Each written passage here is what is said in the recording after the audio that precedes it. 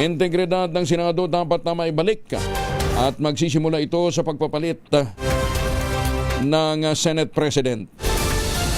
Detalye ng balita mula kay Raymond Adpaan sa Aris 28. Raymond, good morning. Apektado ang dignidad at integridad ng Senado sa mga nangyari kamakailan lang nang naluklok bilang Senate President si Senador Alan Peter Cayetano. Ito ang deklarasyon ni Senador Panfilo Ping Lacson na kabilang ngayon sa hanin ng minorya sa Senado. Ayon kay Lacson, laging sentro ng pag-usap ng tinawag niyang Magnificent 11 ay kung paano maibalik ang tiwala ng taong bayan sa mataas na kapulungan ng Kongreso.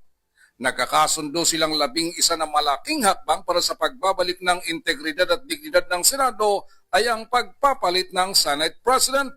Ito ang pinag-ugatan ng solidong paninindigan nilang 11 miyembro ng minorya na suportahan si Senador Sherwin Gatchalian bilang papalit na Pangulo ng Senado. Sabi ni Lacson, wala pang katiyakan kung makakuha sila ng dagdag na kasamaan habang tuloy ang mga pag-uusap. Ito si RH28 Raymond Adpaz para sa DZRH, una sa Pilipinas, una sa Pilipino. Maganda!